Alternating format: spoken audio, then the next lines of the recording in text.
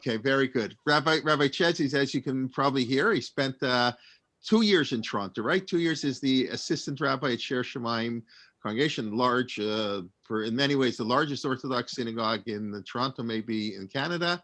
And now he's the rabbi of the Young Israel in Sharon, which is, I don't know what part of Boston you grew up in. I assume not in Sharon, or you grew up in Sharon. I grew up in Newton. You grew up in Newton. So I've never been there. I've been to Boston itself, in Maimonides, where you went to school, but I haven't been out in the suburbs of Boston. And I see you were the grounds crew at Fenway Park. Oh my gosh! Wow. I used to We're be talking famous. baseball before.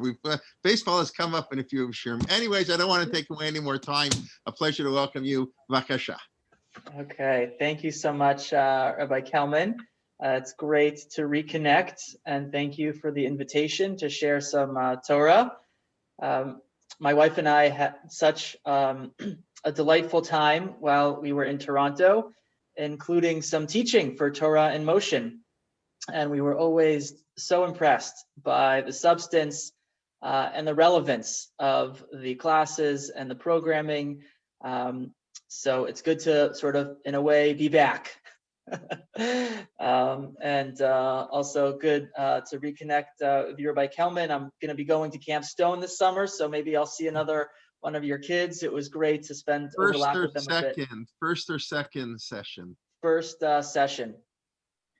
All right, so my son's going to be in Machal that he missed last year, the first 2 weeks. Okay. Then I have another son coming second session, but Elisha was the Rosh Mosh the last 2 years. That's it. He graduated from Camp Stone. Well, I'm a lifer, so we're coming back to teach a bit, and I'll probably be seeing him because I'm also going to be doing the coveted position of being a nahag, of being a driver to coordinate some stuff with Machal and some of the trips. Anyways, I will stop with the insider, talk here, and begin some of the contents for this evening. So over the last year, I have been teaching the drashot of Rabbi Dr. Norman Lamb for my weekly Parsha class here in Boston. And we usually take a look at a few of the sources that he quotes, and then we read through parts of his drasha.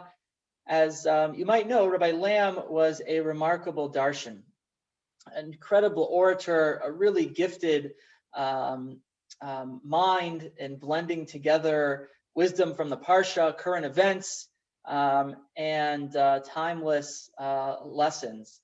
And so it's been a wonderful experience for me to teach and for the members here to learn. And so this evening, I'm going to be sharing one of his drashot from his collection, Drashot Lidorot, which is a compilation of his sermons on each of the 5 books of the Chumash. And just as some general background, Rabbi Dr. Norman Lamb, his first yurtzeit was actually just 2 weeks ago. And he started his rabbinic career here in Massachusetts, where he was the rabbi of Kadima in Springfield. And then he was recruited to go to the Jewish Center and then to Yeshiva University, where he served as president and chancellor for decades. Really a man who rescued and stabilized the yeshiva. And I had many occasions to learn from him directly when he gave shiurim while I was there as a student, and also to converse with him in his office. And he even signed my smicha klaf. I can give you a little bit of a tour of my office. I don't know if you can see, but that's my smicha klaf from Yeshiva University right there. And I was privileged to have Rabbi Lamb sign my smicha klaf. Did he sign yours as well, Rabbi Kelman? Yes. Okay. So it's I was there in the early years of his presidency. You were there in the later years of his presidency. Tail end. Yeah. Yes. So it's really a badge of honor to have his name on my smicha. And he was really a visionary, an ideologue, an incredible, charismatic leader for decades. And so we miss his presence, and in his absence, we continue to learn and share his Torah. So I think you posted the sources in the chat, but I think I'll also share screen. Is that a good idea? Okay, that's typically what I do. So let's share screen here. See if I can pull up the sources. It should be right here. Okay. Thumbs up if you can see those sources. Okay, great. Nice, by the way, to see some familiar names. I definitely recognize some of the last names here from my time in Toronto. So it's good to reconnect. And in general, my style, my comfort zone is interactive. I know it can be a little bit challenging over Zoom to feel comfortable speaking up. But if you're so inclined, I would welcome comments. And certainly if they are in keeping with the flow of the content, whether they're clarifying questions or probing questions, please don't hesitate. So the topic for our time together is, does it pay to be good? This was the title of a drasha that Rabbi Lamb gave. He was already at the Jewish Center in 1972 when he gave this drasha. So I'll read a bit from the beginning of his words here, and then we're going to take a look at some of the source material that he is based upon, and we'll go back and forth between the two. Does it pay to be good? This is a question one often hears and asks as a sign of frustration. Usually it is just an expression of momentary disappointment and serves a cathartic function, right? So I relate to this after a long, hard day. Sometimes I will look in the mirror or talk to my wife and say, does it pay to be a good person? Because X, Y, and Z happened, right? There are so many examples to choose from times where we make our best effort to do good, and then we feel frustrated. And we sort of pose that question rhetorically about, does it pay to be good? I'll just give one example to flush out this kind of scenario. There was a family in our community with a child who was going through a procedure, and the Chesed committee stepped up and offered to make meals for this family for 2 weeks. And people participated, and it was really a wonderful effort. After the 2 weeks were over, I get a call from the mother of this family, and she says, Rabbi, I am really upset. I had to throw out all of the food because we are allergic to all sorts of things. Why didn't you tell the Chesed committee? They should have known, right? And I was a little baffled that this miscommunication happened and that it kept going for 2 weeks. And of course, I was in a very uncomfortable position. But this was one of those instances where I asked myself, does it pay to be good? Right? We try and we put forth an effort, and it doesn't always pay off. The good is not always received as it was intended. So that's, I think, typically how we offer this question of, does it pay to be good?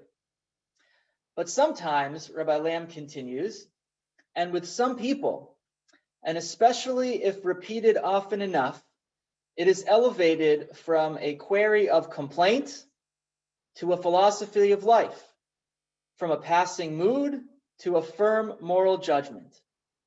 So let us ask ourselves the question rather seriously: does it pay to be good? Okay, so Rabbi Lamb wants to move away from this question as a throwaway or as a complaint or as a dismissal of an unjust or just unkind world. And he invites us to ask this question from a philosophical standpoint, which is often his style. He opens up with a large question, an enduring human question, right? And so here in this drasha, it is no different. He invites us to ask the question about whether or not it is worth it to be good or not. So in a good, brisker way, he dissects the question and puts it, divides it into two parts. You can follow along here. He says we must first divide the question into two parts by posing a counter question. Pay for whom? Does it pay to be good may refer to the benefactor, right, to the one doing the good, the one asking the question, or it may refer to the beneficiary, the one who is the recipient of my goodness and generosity. The first question, does it pay for me to be good, probably should be answers for most cases in the negative. If you expect dividends from your ethical investments, you are seriously in error. The good life is not necessarily the happy life. John Kennedy, born into a very wealthy family, high society, catapulted into historic political prominence, decided that life is unfair. This was from a speech a famous speech that JFK gave after he was criticized for sending troops into Vietnam. And he justifies his decision by stating that some men are killed in war, some men are wounded, some men never leave the country, some men are stationed in Antarctic, and some in San Francisco. It's very hard in military or in personal life to assure complete equality. Life is unfair, right? So just a sort of a reference that Rabbi Lamb makes to his own times, but one that we certainly can appreciate on our empirical level as well, that life doesn't work out in a way that we observe to be fair. Just this past Sunday, we took my son to Barnes & Noble's, a big bookstore here, and he got a gift certificate for his birthday. And we were buying him some stuff, and it turned out that the bill was $4 above the amount that he had on the gift card. So we paid it. And of course, our daughter, who was closest in age to him, launched into a tirade that when it was her birthday, we made her keep to the exact amount on the gift certificate and said, you can't go over. So the drive home was like World War III.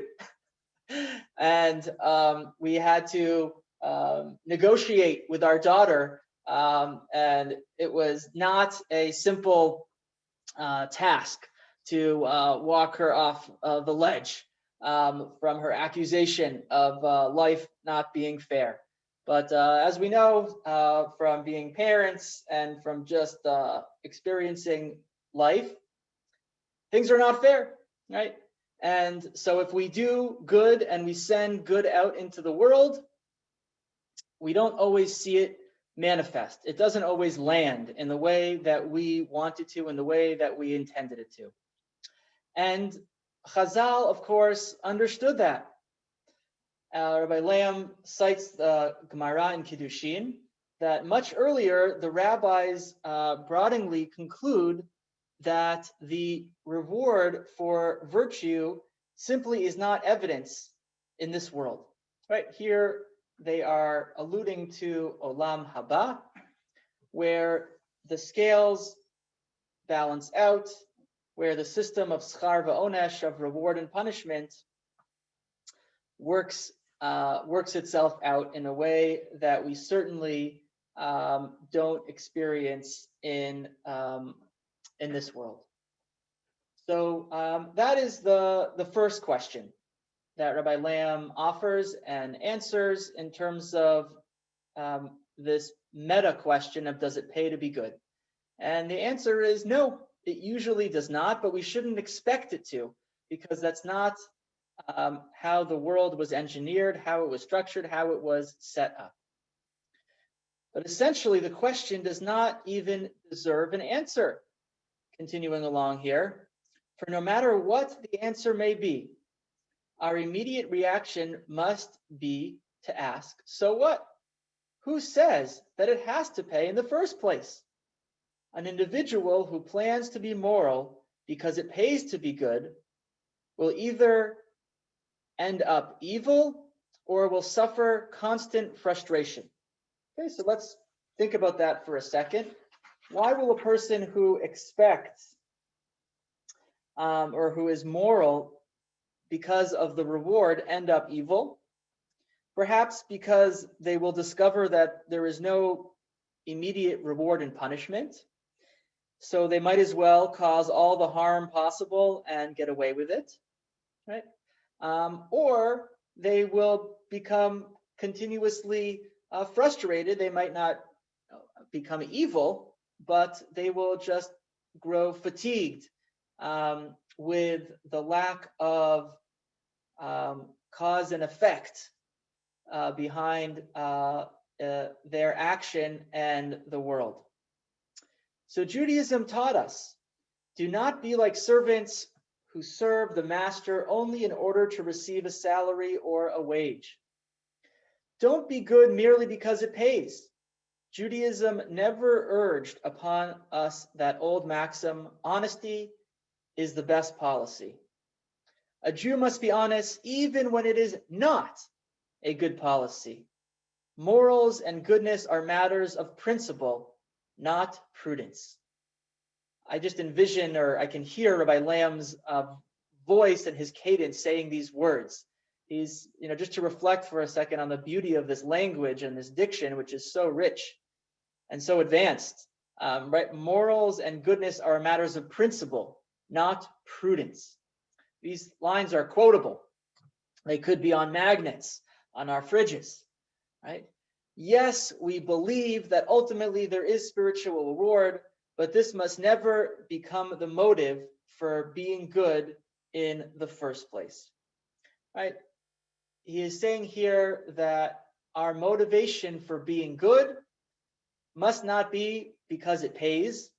We are good for good's sake or for God's sake, but not because of the reward. Because more often than not, we won't ever see the reward, and so that motive will run dry very quickly.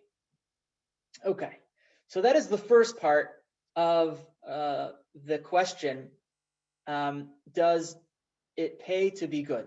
Does it pay for me, the giver, to embark on the good? And his answer is, it does not pay, but it's still the right thing, and it's still what we must do. The real question that is worth pondering is the second question. Does it pay to be good for the beneficiary of my kindness? At first glance, it is a simple matter of definition. Obviously, it is good for someone if I do that person good. Yet, it is not quite that simple. We must consider such factors as excess, timing, short-term indulgence, which may lead to long-term damage. And here, there can be no uniform answer, right? The example that I gave a few moments ago of the family in need whose meals were made for them, but not tending to the allergies of the family, right? That was good, that was not beneficiary, that was not benefiting the recipient, right? Because there were several other factors that got in the way between the giver and the receiver. So here, what is required, Rabbi Lamb says, in order to try and connect the dots between the giver and the receiver is wisdom and maturity and deliberation in order to foretell whether our benefaction will ultimately prove helpful or harmful, right? So the experience that we had with this family taught us to always ask before setting up a meal train, do you have any allergies? Usually we ask, and maybe the question was asked and it wasn't answered, but now we're going to be a lot more diligent in asking. Our Chesed committee will be a lot more diligent in asking that question, because that's learning from our experience, and that can make all the difference whether the good will prove to be helpful or harmful. Okay, so Adkan, until this point, we have set up an intellectual framework about the question of goodness and whether there is reward for goodness in this world, whether it pays for the giver and for the receiver, and we've problematized each of those in a sophisticated way. I hope at this point you are all wondering, I thought this was a Parsha Shir. What does this have to do with Parshat Shlach? What is the connection here to the central episode of the Meraglim, of the spies in the Parsha? Anyone want to take a guess or speculate how this framing might map onto that episode?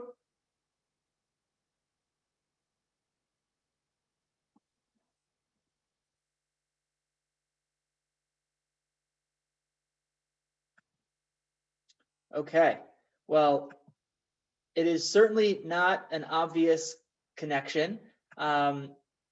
So I am not surprised at the quiet, but I am going to try and take us step by step to the point in which we can appreciate this framework as casting a new lens on the story of the spies. And Rabbi Lamb uses the story of the spies as an illustration of a case where it did not pay to be good. We're going to examine some of the sources inside and build towards that point. Let's begin with the second source, which is the beginning of our Parsha, Parshat Shlach Lecha. And I will read and translate. And the question that I want you to keep in mind as we read through this source and subsequent ones, which will eventually lead us back to that question of does it pay to be good, is as follows. Who is the responsible party for the colossal sin of the spies?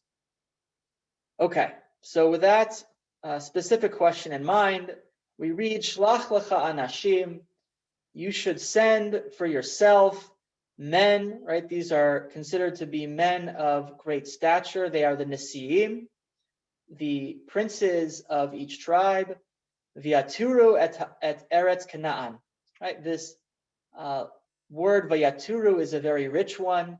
It hyperlinks to the Parsha at the Parshiah, the section at the end of the Parsha of Tzitzit, where we see below Taturu, Acharei Lavchanim, you should not follow after your eyes. So there's a linguistic connection there. So here, Hashem is saying to Moshe, you should send men of stature to tour, to scout out the land of Canaan, Asher ani noten livnei Yisrael, that I am giving, right? Regardless of what happens to the Jewish people, it's theirs. It was promised to Abraham, Yitzchak, and Yaakov. Ish echad lamate avotav tishlachu, kol nasi bahem. So one per shevet is the way that they will be appointed and gathered together for this mission.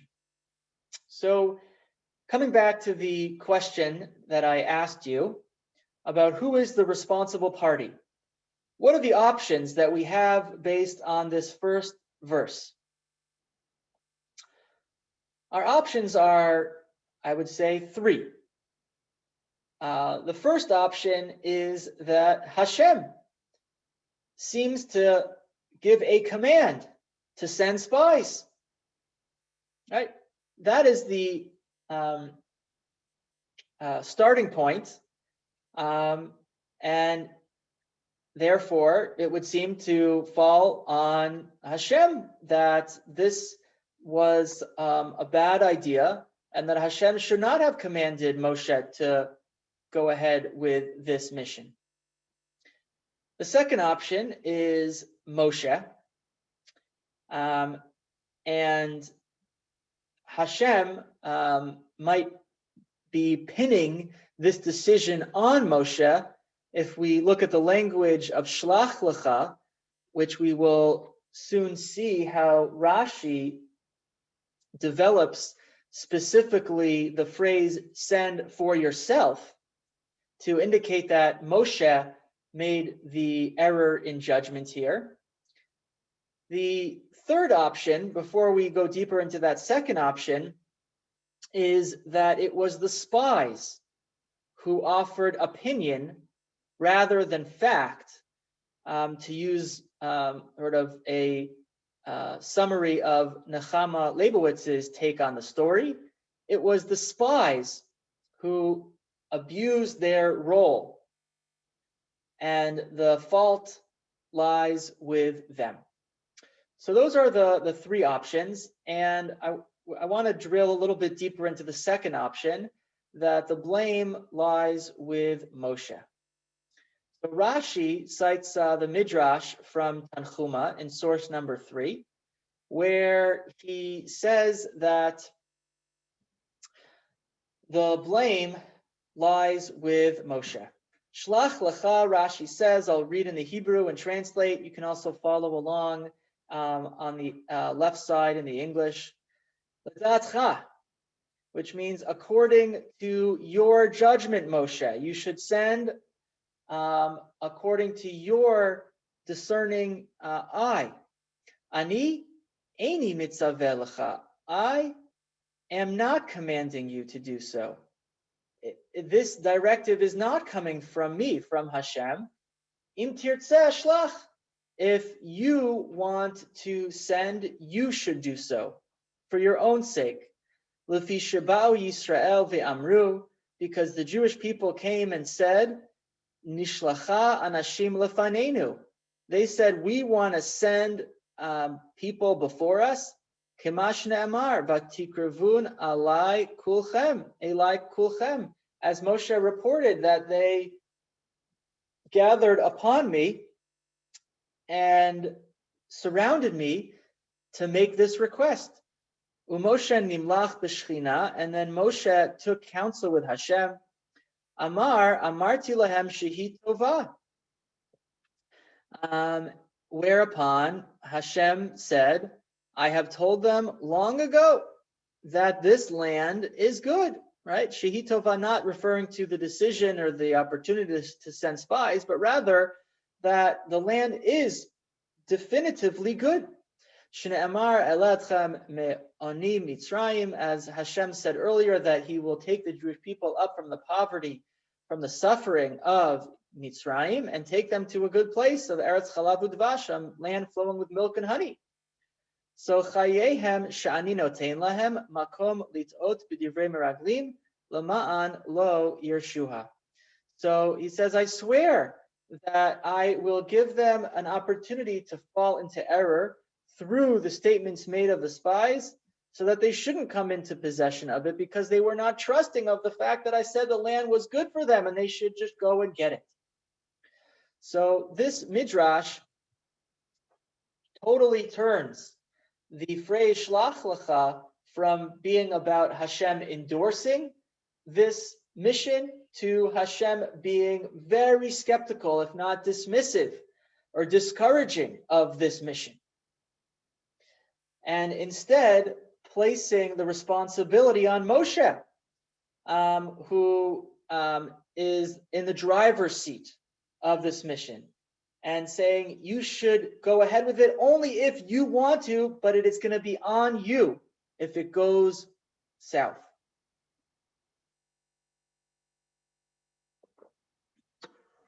Okay, so from these initial sources, we see that it seems that Moshe is the one to blame. Perhaps it could be that the Jewish people get something wrong for insisting on sending spies, and perhaps it could be that the spies themselves were a corrupting influence. They abused their position as presidents of their tribes. But what's fascinating is the way that this episode, that this narrative is recapitulated, is retold and revisited in Moshe's soliloquy in Parshat Devarim. Really, throughout all of Sefer Devarim, Moshe is up on a soapbox of sorts, preaching and giving some criticism and inspiration to the Jewish people as his life is coming to a close. And when Moshe retells the story of the Meraglim, he tells it in such a way that gives us new insight into who is the responsible party. And this is going to start bringing us back to where we departed from in terms of that question of, does it pay to be good? Because we're going to see here that Moshe seems to indicate that the decision to send the spies was good for him. So what does that mean? So let's look at the context of Moshe's description of this episode upon reflection, and let's try and appreciate what the good was in this decision, because we know that it was a colossal failure. So let's read in the first parak of Devarim, source number 4. Va'omar alechem batem ad har ha'emori asher Hashem Elokeinu notein lanu. So Moshe is saying that you have come to the place where the Shivat Ha'amimim, the 7 nations, occupy, where Eretz Yisrael will be, the land which Hashem will give to you. Re'ei natan Hashem Elokecha lefanecha ta'aretz. And Moshe is saying, I said to you at that juncture, at that time, look in front of you and see this beautiful land. Alei reish, go up and conquer it. Kasher diber Hashem Elokei avotecha lach al tira ve'al techat, like Hashem had said to your forefathers, don't fear, don't be afraid, don't be intimidated, just go and get it. I will be with you. I will deliver them into your hands. Right? All of the Canaanim, all of the Shivat Ha'amim will be delivered into their hands. That's what Hashem promises the Jewish people. But nevertheless, Vatikrivun elai kulchem, you gathered around me, v'tamru, and you said, Nishalcha anashim lefanenu, let us send spies before us, v'yichapru lanu et haaretz, that they can scout out the land. V'yashivu otanu davar, and they will return a report to us. Et haderech asher na'aleba, they will collect military intelligence so that we have the best route to go. V'eta'arim, they will sort of get a report on the cities and how to best attack them. Asher navo alehen, and how we can go up and get the land. Vayitav be'enai hadavar, and the matter was good to me. Ve'ekach mikem shneim asar anashim ish achad lashevet. And so I subsequently went ahead and chose 12 men, one from each tribe, to serve this function of scouting out the land. So here is where I want to press pause and delve a little bit deeper into these words, Vayitav be'enei hadavar. What does it mean that Moshe says, this matter was good for me? The translation here is, I approved of the plan. But I think a more precise translation is that this plan was good for me. Let's play it out. Why was this plan good for Moshe? Hashem had already promised to deliver the inhabitants of the land into the hands of the Jewish people. Why wait? Why risk that immediate conquest after leaving Egypt? Go straight to the land of Israel. Why send the spies? It was just a rolling of the dice. Moshe had so much to lose. So what about this was good for Moshe? So perhaps what was good for Moshe was that he would be able to get the people off his back. We know that Moshe, at this point in his career, was exasperated. He was overwhelmed by the neediness of the Jewish people, and he was in survival mode. The complaint after complaint after complaint made him weary, and he might have wanted to just give in to the people to get them off his case. So in the very short term here, this was good for Moshe by giving in to them, because they stopped complaining at that moment and they said, okay, good. You're giving in to our request. We have something to do. The situation de-escalated. They stopped yelling at Moshe to send spies. But that was a short-term gain, which led to a long-term loss. And here we will start to return to our point of departure, which is about how to ensure that our good pays off for the recipient. And oftentimes, as we saw Rabbi Lamb saying, it takes wisdom and discernment to be able to ensure that goodness lands in the way that it was intended.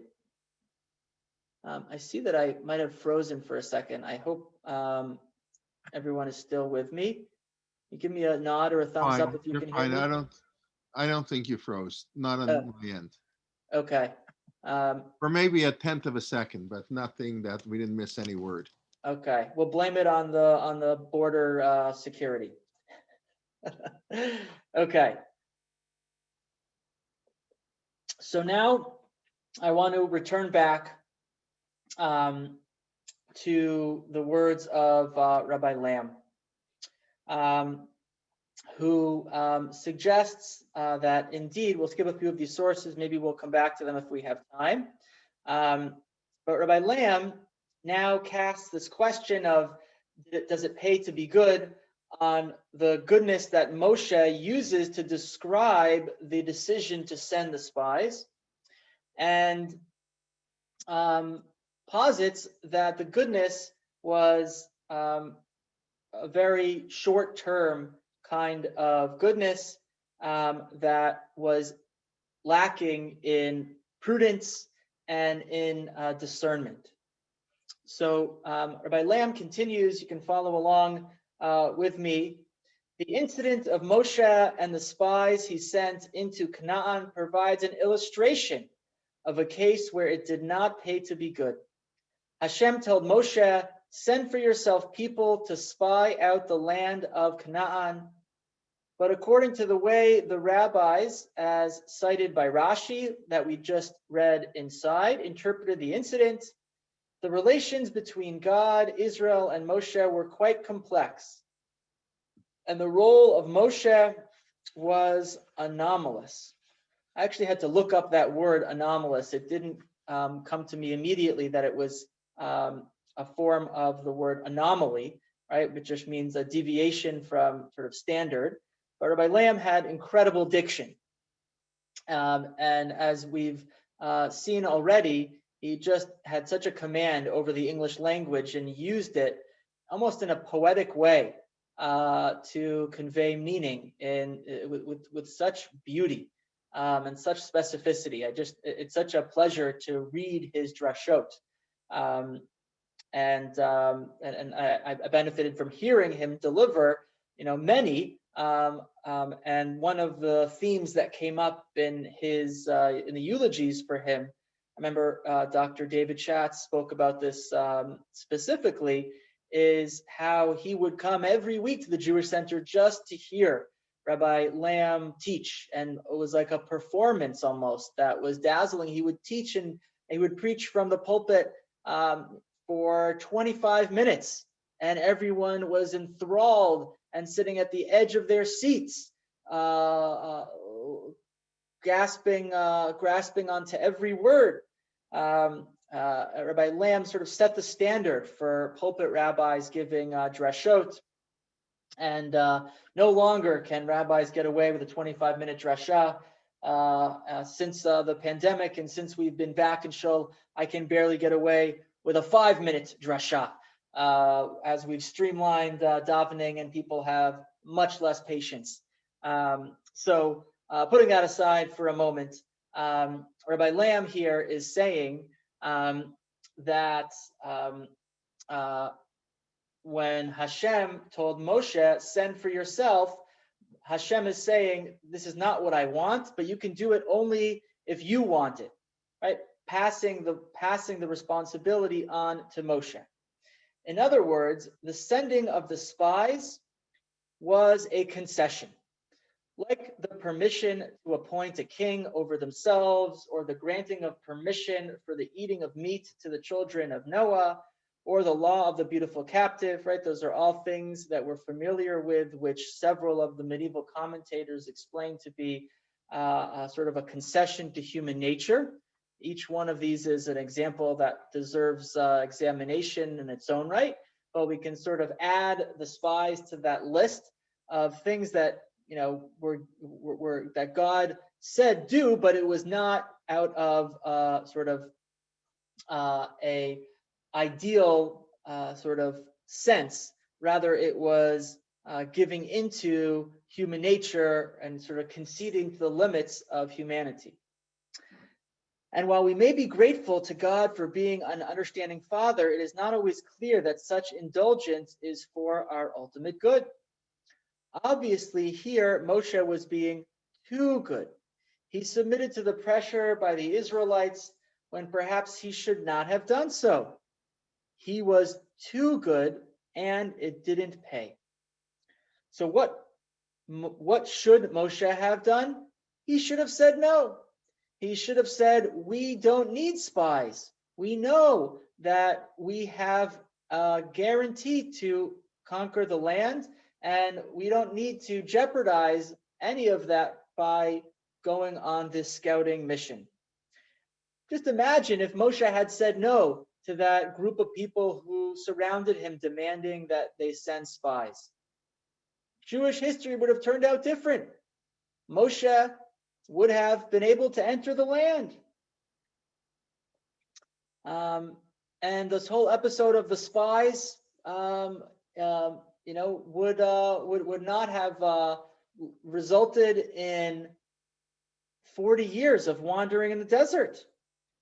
And we could even say that there wouldn't even be a requirement for a minyan, because we know that the source for requiring 10 men to make a minyan is from the Eidah, from the 10 spies that consort together. So indeed, things would have been very different if Moshe had said no to this request. But he didn't. He said yes. He was being too soft on the people, and it didn't pay. So continuing here in Rabbi Lamb's words, the commentators are undecided about the moral qualities of the spies. Some say they were truly just. Some say merely innocent. And some say they were wicked. But I prefer a fourth interpretation, that of the Midrash Tanchuma, which declares them kisilim, a word which means both knaves and fools, primarily the latter. The spies were immature and childish, and Moshe overindulged them, pampered them, and babied them like a father who is too good to his little children. Right? Sometimes we think it's hard to imagine Moshe pampering the leaders, but indeed, it is possible, and that is what happened.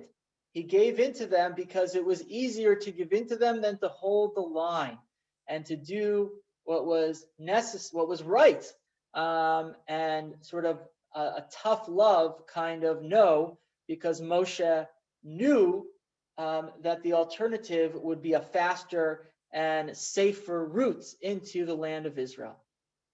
So in Deuteronomy 1:23, here we're going to get to the most recent source that we saw inside of Moshe recollecting the story of the spies.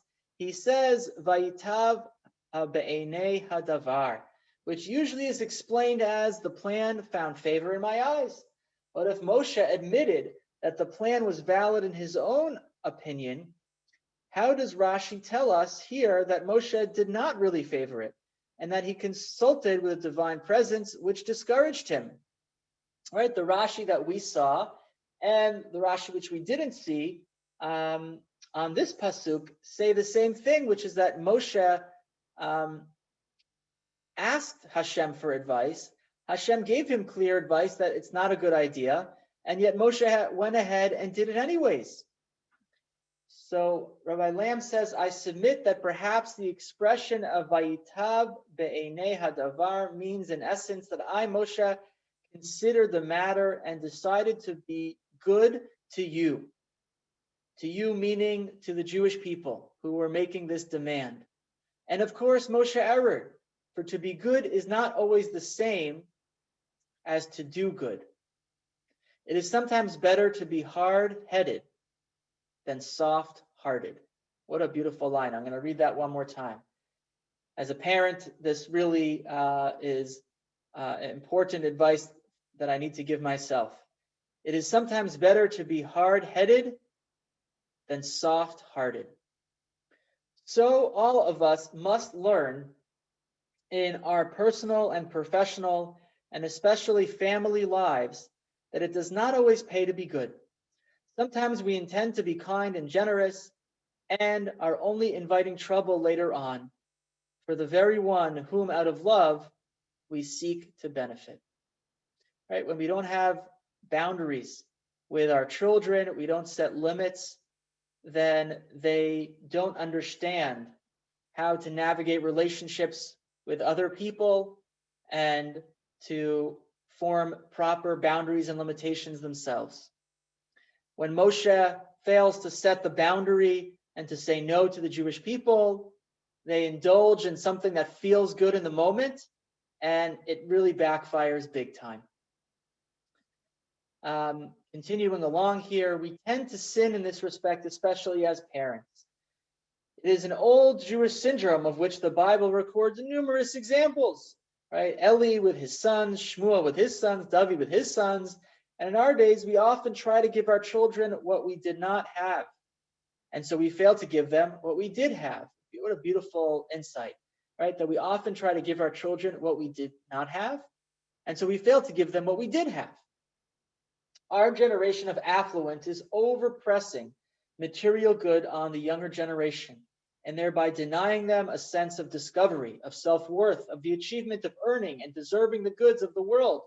We think Vayitav be'enei hadavar, we're being so good to them. We're making their lives, so pleasurable and so easy. But is it really good for them? It might feel good in the short term, but in the long term, there are significant consequences. But this idea of short-term kindness leading to eventual harm has not only to do with individuals, but applies to collectives as well. And here, Rabbi Lamb is about to launch into current day affairs, at least in the 1970s. And Ein Chadash Tachat Hashemesh, there is nothing new under the sun, as we will be able to relate to the sentiment in our time as well. He says, one such case is the problem of the priorities that our liberal Jewish community sets for itself. We are generally a kindly people and therefore concerned with the well-being of all peoples, and that is as it should be. But we have sinned in the area of priorities. We have tried to be good to others and denied our kindness from our own kin. We have acted politically, socially, and economically on behalf of all the underprivileged, except for the Jewish poor. On behalf of all political causes, except our own. On behalf of all marginal people, except for those of our own people who have not yet made it. And so it did not pay for us, for them to be good. It did not pay for us or for them to be good. Right? So certainly this is something, this sentiment of our our collective, does it pay to be good? And Rabbi Lamb is criticizing the progressive liberal community for sometimes siding with the underprivileged outside the Jewish community in place of the underprivileged in the Jewish community, right? And certainly we have witnessed and experienced this quite painfully in the recent flare-up in Israel with Hamas, when we saw many voices in the progressive camp that was siding with the Palestinians, which is, philosophically defensible, but it just means that we're not a family if every Jew and every Arab are exactly on the same level, and there is no familial preference given to family over other, right? So it's a little bit of a rant, a little bit of a digression, but I think it needs to be stated as sometimes our progressive values undermine our core identity. So to summarize, we respond to the question, does it pay to be good, as follows. If the question is asked whether it pays for me to do good, the question is invalid. It is a pseudo question because it really makes no difference what the answer is. It is irrelevant. I do not do good because it pays, but because I am a Jew, I am commanded to do good. But if it means, does it pay to be good towards the beneficiary? The answer is that it depends upon the individual, upon his maturity and sense of proportion, upon that person's absorptive capacity for kindness and goodness. It is a question which demands wisdom and knowledge of the particular case in order to know how to act properly. And indeed, the central narrative of Parshat Shlach is a illustration of it not paying to be good when that effort to do good to the other is made with a sense of expediency and convenience, as opposed to one of long-term and core values. And that's the trap that Moshe falls into. And this is a little bit critical of Moshe. And indeed, Moshe, of course, carried Jewish history on his shoulders, and not all of us are in that position to derail history by taking the easy route and placating people instead of demanding something from them, but all of us are in a position to affect the relationships that we do have with our family, our friends, by being more thoughtful about how we try to achieve goodness in our midst. I'm going to close there and allow for a few minutes for conversation, questions. I have not been monitoring the chat, but I would love to do so. I'll stop sharing and invite anyone that would like to speak up to please do so. And I'll Have also a couple of comments in the chat if you wanted to take a look. okay.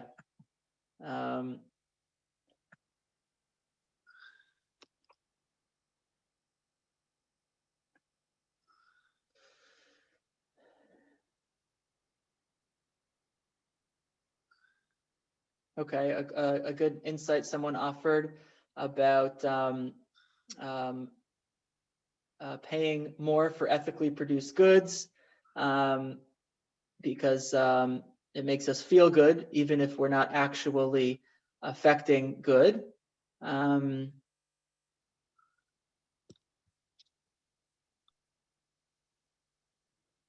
see a question. Meraglim thought they were doing Bnei Israel a favor by telling them the truth.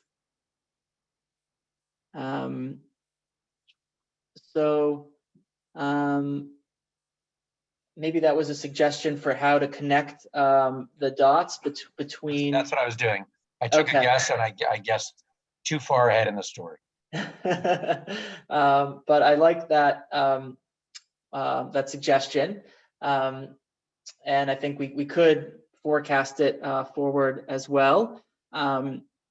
In terms of the spies thinking that they were doing good by protecting the Jewish people from defeat of attacking an enemy that would be overbearing and overpowering.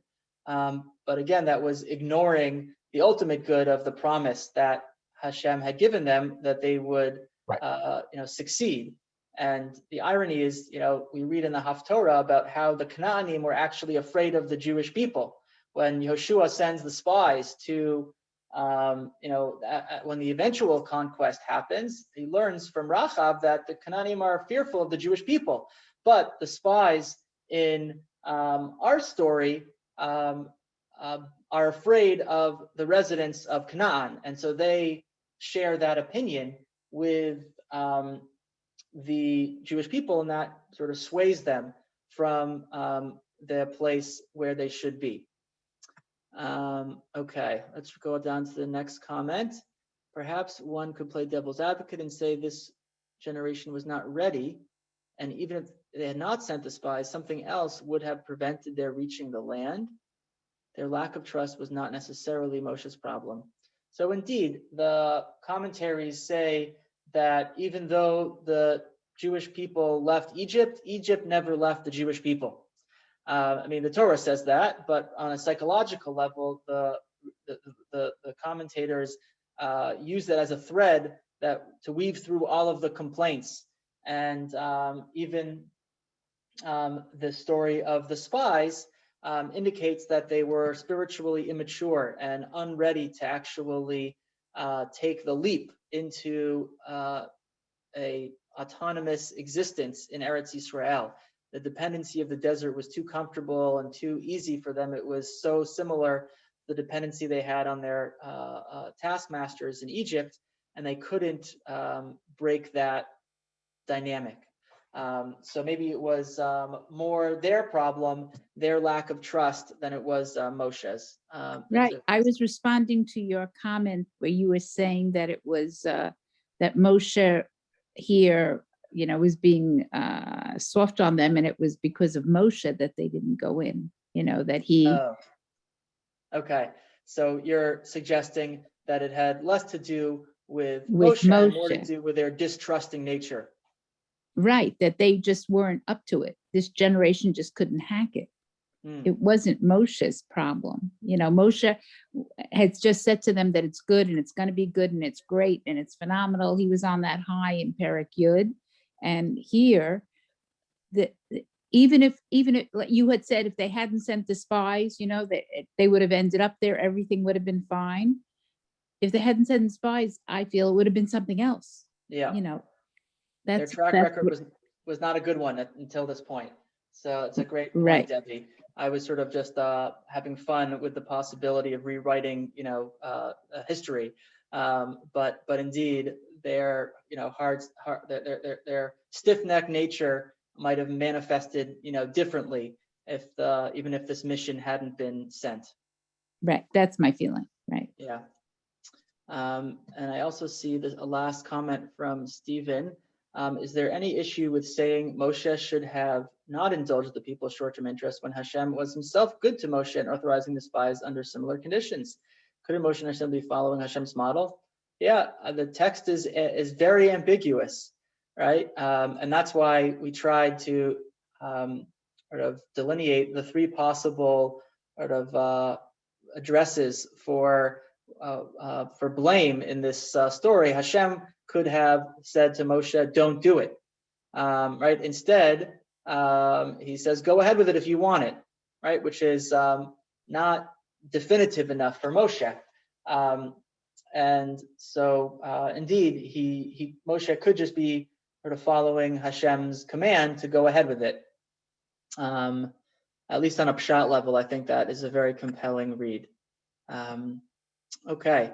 Well, thank you for those insights. I also got a lot of private messages, which I appreciate. And